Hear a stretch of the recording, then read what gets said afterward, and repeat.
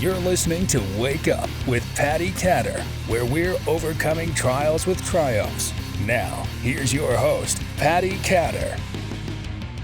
Hello, everybody. You're listening to another episode of Wake Up with Patti Katter. Today, I have this guy named Maverick on the show. You guys, I was scrolling my Instagram, minding my own business, and all of a sudden, this guy pops out on my Instagram. First of all, come on, you can't deny this. Okay, so I'm just going to throw this out here. He's this big, muscular guy, and I'm like, whoa, he looks pretty cute. And then, boom, he's wearing a wig, and I'm like, what is going on in my Instagram? So I had to see more, and I was really, really intrigued to see that, Maverick, you work as a life coach. But we're going to get more into that. I'd love it if you could just introduce yourself a little bit more and let our listeners know who you are and what you're about. Yeah, thanks so much for having me, Patti.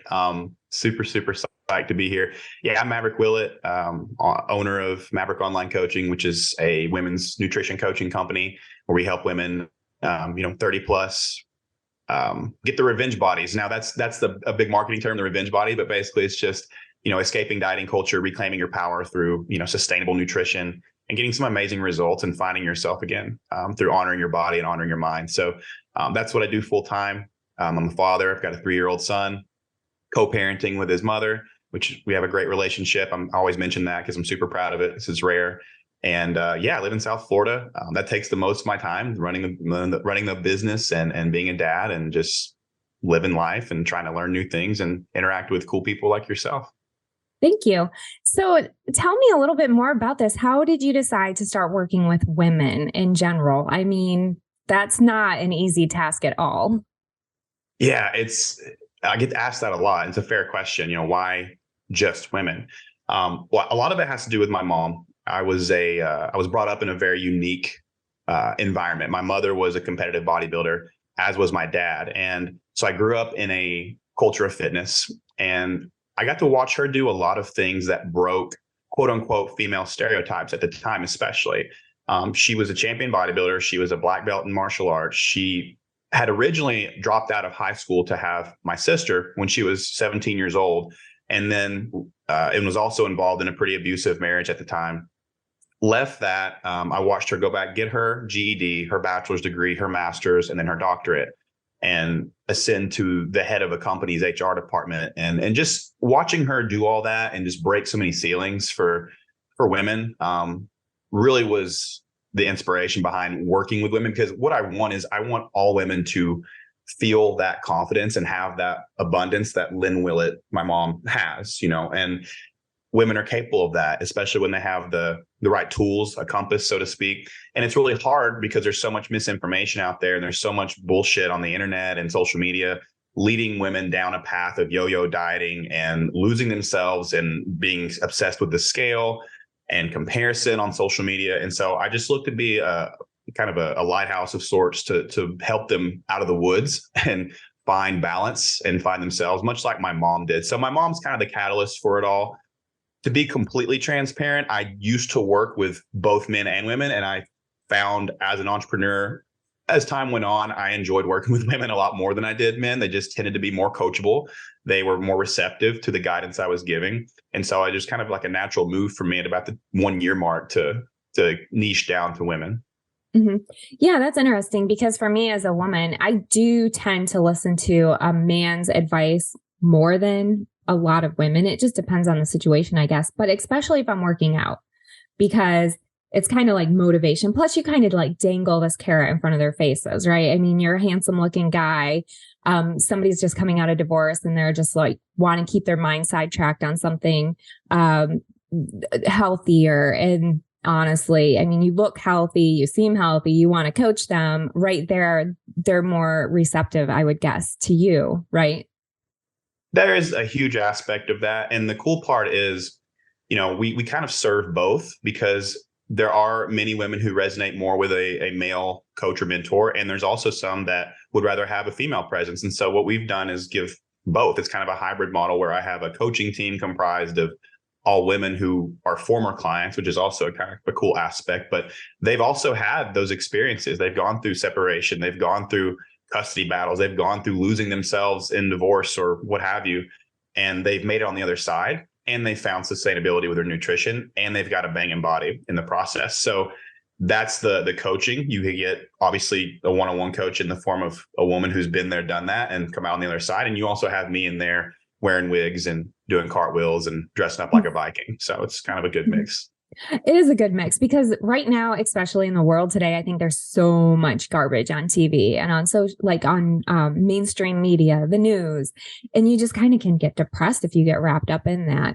And so seeing you do cartwheels in a skirt and a wig was hilarious to me. And I know that my listeners are going to really appreciate your humor because a lot of my listeners are like-minded, right? So, tell me this, when you were a kid, did your parents have you lifting weights? They never pushed it on me. I think what was important was they modeled it for me. And I know this firsthand as a dad now, whatever I do, my son Denver just jumps in and wants to do with me. If I told him to go outside and start doing squats, he would just stare at me. But if I go out there, it never fails. When I go out there and do some squats on our patio, he immediately pushes me out of the way so he can start doing something. So I think seeing my parents model that behavior for so long, it just kind of instilled in me the importance of just staying fit, staying healthy. And so although they never really pushed me into it, seeing them do it made me want to pick it up and start. I just wanted to be like mom. I wanted to be like dad, Mm-hmm. Mm-hmm. I can just picture your son. I've never even seen a picture of him, but I can picture like a little mini you, like you calling him Thor and him running around with like a. He's the sweetest boy. Yeah, but he does look a lot like me. It's kind of scary. Does he have the beard yet? That's the question. Not yet. We're thinking he's 3, so maybe 4. He'll probably get it. Yeah, definitely. As long as he eats his spinach. Mm-hmm. Yeah, spinach. Yeah, B vitamins. He's definitely 4 years old. He'll have it. Definitely. So when you were growing up, did you think like, hey, I'm going to get into bodybuilding? Or were you even like, well, maybe I don't want to do that because my parents are doing it? What was your thought?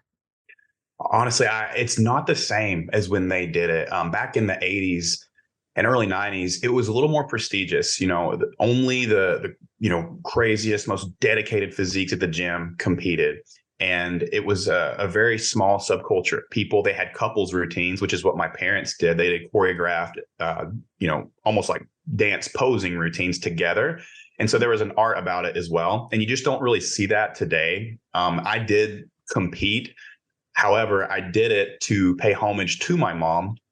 I did it it was in 2017. I competed one time and I spent 12 weeks choreographing a routine from her old VHS tapes of her posing. I put together a whole routine, did her whole thing and didn't tell her. So she came up, she showed up to the show not knowing that I was going to do that. I stepped on stage. It was her song. It was her routine. And that was just a really, really cool moment. And I did win the show, but the coolest part was just doing that for my mom. And however, through that experience of going through the prep and seeing people backstage, I learned that it wasn't for me. I was like, this isn't healthy. I don't want to do this. It's not sustainable. It's not something I enjoyed, but doing that for her was awesome. That is priceless. What does your mom think of your Instagram? She supports me. She's always supported me. There are some videos I know she probably shakes her head and she probably doesn't bring it up purposely because she probably feels that, hey, this is a little much, and that's okay.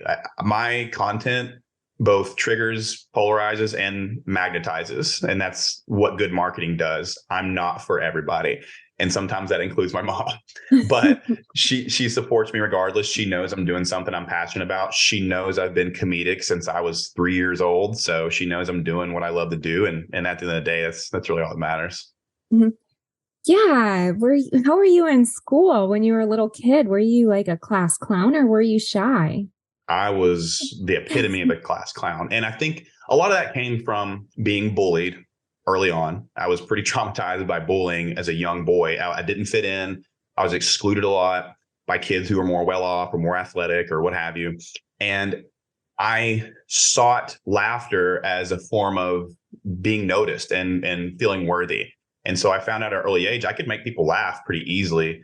And so that led to me acting out a lot in class, getting in trouble a lot. And I did it because when people would laugh, I felt like, oh, hey, this is something I'm good at. I feel worthy. I feel accepted. And so it was to my detriment for sure growing up. But I always, at the same time, have had a knack for being a comedic person at my core. Mm-hmm. I wonder at your class reunion what people think, if they're like, what do you do? Gosh, let's see. I'm 33. So that's 15 years ago. So man, I haven't seen any of those people for 15 years. So I'm sure some of them probably still follow me on social media. It's probably just like a totally different human being. I would assume they just probably don't know, like, man, this is not the same guy that we knew back in 2008. Mm-hmm. A lot of I can't talk today. A lot of bodybuilders that I've met have been bullied at one time or another when they were children. It's really incredible to learn that, because you would think at first glance, like, whoa, these people, they're very confident and they've always had this great confidence about them. Well, the elephant in the room is overcompensation, right? So I never want to feel that way again. So let me build up my life around never feeling those feelings. I mean, that's what it amounts to. And not everyone. There's outliers who just do it because they love the sport and they want to be healthy. But there is a huge element of body dysmorphia, wanting to, again, escape and protect from being bullied. It's like, I was bullied. These muscles will protect me from ever being bullied again. Or these muscles will protect me from feeling like this partner made me feel 2 relationships ago. And we do that with so many things, right? With money, with cars, with notoriety, with our bodies. It's just a lot of us build our entire lives around running from that tiger, which is the feelings that we haven't dealt with yet. So yeah, there was definitely an element of that for me, overcompensation and insecurity for sure. Mm-hmm. So what happens when a woman comes to you, or do they go to your coaching team maybe now, and they're like, oh, I just came out of this really bad relationship, or I'm in a bad relationship and my spouse or my boyfriend I feel like I'm not appreciated. Like, how do you even begin to work with somebody whose confidence is already kind of like, I don't know what I'm going to do with myself, but I am kind of like at a rock bottom. So I need to do something and I'm ready to go. Like, how do you pull them in? Well, it's very synergistic with our nutrition approach, and in which we ground in simplicity. We always make the disclaimer, like, obviously we market ourselves as a revenge body program, but we are not going to go to your ex's house and egg his house or leak his nudes online or anything like that. Like, we're primarily a body transformation program, right? But it all kind of meshes together, because when you honor your body, when you honor your mind, when you take care of yourself, when you start to take simple steps towards better health and better quality of life, that bleeds over just from an integral standpoint into everything else you do. So simple steps. It's like, most of the time when we're going through some kind of traumatic emotional experience, or we have some kind of resent, or we're trying to just, get momentum again, we go all in, and it's like all or nothing. We try to have some kind of dynamic lifestyle change overnight, and that never pans out. And so instead we do the opposite, and we say, what is one small commitment you can make to yourself this week that you can follow through on? It's kind of a philosophy of commit slowly, complete readily. So for some people, that's like go on one walk to increase their step count, or track your protein, or eat one high protein meal this week, just this week, not today, just this week, period. And they were like, usually the reaction is like, well, that sounds super easy. It's like, yeah, that's the point, sis. Like, you need super easy because you don't trust your own ability to follow through on your own word, right? Like, your commitment level is very high, but in reality, your ability to meet that commitment is very low. So we have to meet you where you're at and go with the next step versus trying to jump the staircase. And so that bleeds over into self-care. It bleeds over into pouring into your own cup. It bleeds into regaining your confidence, regaining your power. You have to meet yourself where you're at. If you're in rock bottom, if you're at the bottom of the hole, you have to, like, whatever the next step is, to start clawing yourself out. And sometimes that's just, what's the next right thing I can do? So we carry that over into everything we do. We break things down. Everyone thinks that you need some kind of complex nutrition formula to start burning fat. And you really, really don't. It is actually so simple, but people are wading through haystacks of bullshit to find the needle that is the answer, which is, you just need super simple. You need caloric awareness. You need to move more. You need to get stronger. That's it. You need awareness of your eating, get stronger, and move more. And if you do those 3 things consistently over time, you will change your body. There's no way around that. But people get so caught up in like all the extremes. So that simple nutrition advice also applies to getting yourself out of a rut with your confidence and with body image and everything else. Like, how are you speaking to yourself? let's say one positive affirmation about yourself today. Let's be aware of maybe one self-limiting belief you have and just tackle that. Just meeting them where they're at. That's pretty much it. Mm-hmm. So do you ever have your team show up knocking on their door? Like, where have you been? Or you just let them go? Virtually. Yeah. So that's the other thing about our program is I would consider us a very, we're very blunt, tough love type of program. We're not for excuse makers. We're not for victim mentality type of people. And I'm very clear about that in my content to the point where, we repel people who are allergic to accountability. We attract people who are ready to take ownership of their body transformation. So although I can't show up at your door with my battle axe yet, we do make a point to, reach out and call if needed and get on a one-to-one video call and just say, hey, like, Deborah, what's up? What's going on? Haven't heard from you this week. Can you, help? So there's not many programs that do that. There's not like, Weight Watchers, Beachbody. If you don't comply, like, they're just going to let you go. Like they don't care. You're just a number and they're going to replace you a week later. Right. So, or even the same day. So we go above and beyond to make sure, we're holding clients accountable to the investment they've made in themselves. That's really great. I think you should have a travel section on your website. Like, I'll travel for however many thousands of dollars, and I bet you could do it. I think I could. I think my safety would be at risk, but I think I think we are going to start doing some in-person stuff here in the very near future, as far as retreats and stuff like that goes. It's time. We're way overdue for that. That is great. Yeah, I don't know about your safety being in check. I mean, like, in risk, I should say, because I don't know how tall you are. On your videos, you look like you're 7 foot tall. You could be like 5'2" for all I know, like Tom Cruise. I'm about 6'5". So yeah, I'm a large human being. So my son's definitely going to be a large guy too. Mm-hmm. But there are a lot of crazy people on the internet. So I do have a question about that. Have you ever had any crazies try to message you and follow you? Because I was recently on a show discussing this thing where I've had that happen. I'm sure you probably have, right? Every day. It depends on what you classify as crazy. But since my content is, it's no holds barred, I tell it like it is. I don't bullshit. I don't sugarcoat. People who aren't ready for that get emotionally reactive. And since they can't emotionally regulate, they immediately go to their trigger fingers and just keyboard warrior to death in the comments. Yeah. I've had death threats. Just this morning, I had a woman say some really awful shit to me on Facebook. So, it happens all the time because, and that's a slippery slope, as a male, speaking to women on women's issues, speaking about menopause, speaking about postpartum weight loss, speaking about all these things that I will never personally experience.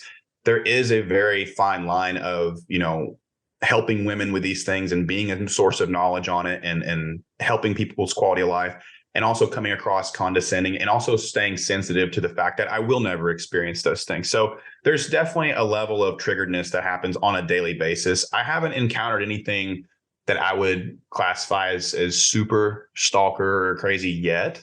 Thankfully, knock on wood. But I do get all kinds of harassing, negative, hateful comments every single day. It's part of it.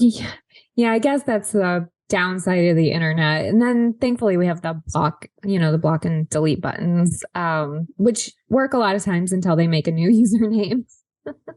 Yeah, that's the thing. Sometimes the block, we do have the block and delete, but sometimes that just, it's like pouring kerosene on the fire, and then they'll start emailing you, just hitting you up on WhatsApp or something. It's so true. But that's where their mindset is. And I'm sure that comes in with some mental disabilities too, is what I say, because nobody who's in a sound right mind is going to do that. So, well, it's also just unhealedness.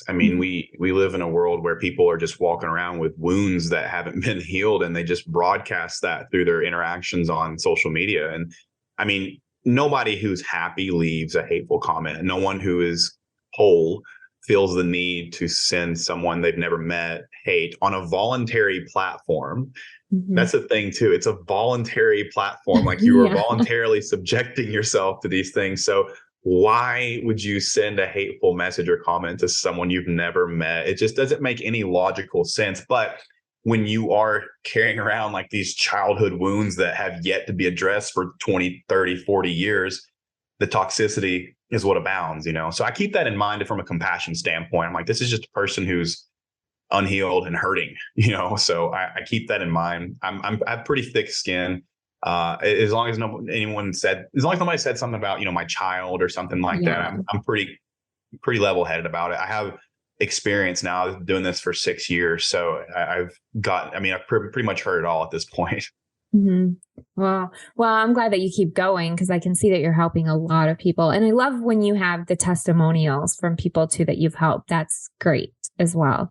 So one question I ask all of my guests is, what is one trial you can think of in your life, and how did you overcome that trial with triumph? Or are you still working on it? I'm just always working. I don't think the work ever ends for me.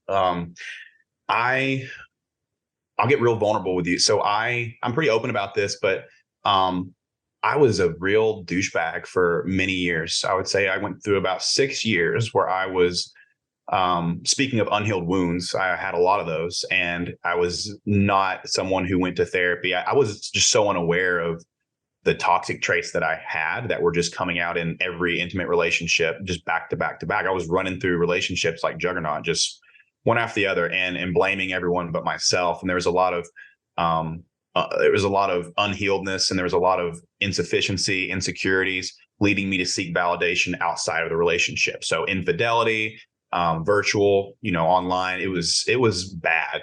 And it took my life coming to a halt for me to finally face it. The birth of my son was a real catalyst in me climbing out of that hole.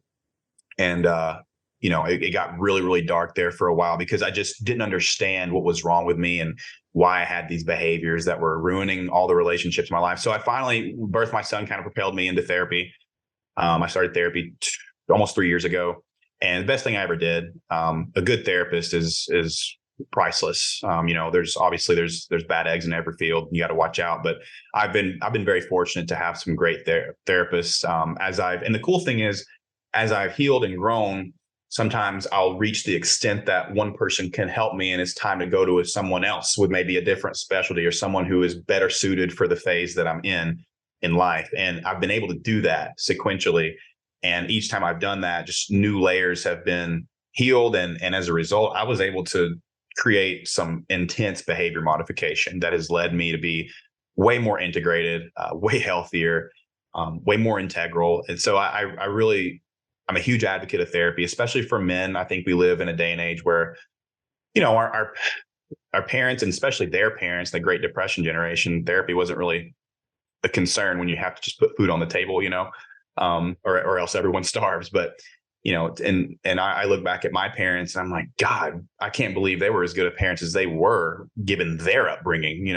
Once you start delving into your family tree and everything, you learn this stuff. But I'm a huge advocate of therapy for many reasons. I see it as performance enhancement. I think that a lot of, obviously just people in general, but men in particular, have a lot of wounds that we're not willing to poke at and address. So we overcompensate, kind of like we were talking about earlier with other things, with, hyper competitiveness and this quote unquote alpha mindset. And it's like, if you got to talk about how to be alpha, that's not really alpha. You should just kind of be, have a strong integrated masculine presence. But I'm a big advocate of it for men. I think men would eat dog shit if it meant that we could gain 1 pound of muscle, and yet we won't invest in therapy for performance enhancement to increase our quality of life. So that was just a big eye opener for me. But that was what turned my life around. And I'm my son, I always say, saved my life. He really did. I mean, him coming into my life and that extra layer of responsibility and the love and joy that he has brought into my life, it really propelled me into, getting the help and doing the work that I needed to. Because if I hadn't done that, I wouldn't have the company that I have now. I wouldn't have this business. I wouldn't have this home that I bought as a result of the business and all the blessings that I have now. If I hadn't have started working on myself, none of this would have materialized. None of it. I would have kept going down a horrible path of self-destruction. So that long-winded answer, but I think that's coming from where I came from. I was working a job I hated. I was selling cars. I had a car that would break down on the way to work. I was living out of trash bags, and going from that, barely able to pay my rent, to owning the business that I do now, 2 businesses, is just testament to what self-work can do for someone. That is beautiful. Oh my gosh. Thank you for sharing. I'm glad that you opened up about that. I have a lot of listeners on my show who really are just searching for that one bit of positiveness in their life every single day. People listen to the show because they know we're talking about overcoming these trials. And we've had several homeless people, sick individuals, physically sick, and just looking for that glimpse of hope. And so I think that your story really shines a light on the fact that you can go from a place where you finally realize, like, geez, I need some help, and get it. I think that's amazing that you were able to share that. So thank you for that. Could you do me a favor, and could you share your social media handles and your website? Yeah. So Maverick Online Coaching will pretty much bring you everywhere. The podcast is the Revenge Body Podcast. But if you just type in Maverick Online Coaching, that's the Instagram. The website is maverickonlinecoaching.net/revenge.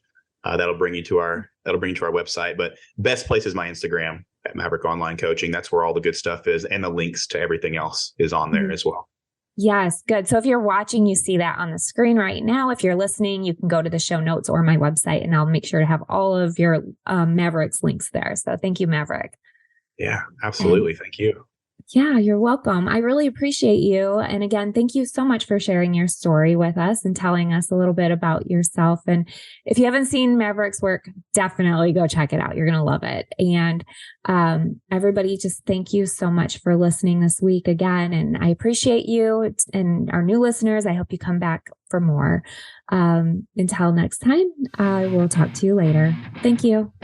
Thank you for listening. Please head over to pattikatter.com for the latest updates on Patti, her talk show, and what she's up to. You can also find her on Amazon TV and Roku, and on Facebook, Instagram, and Twitter at Patti Katter. Until next time.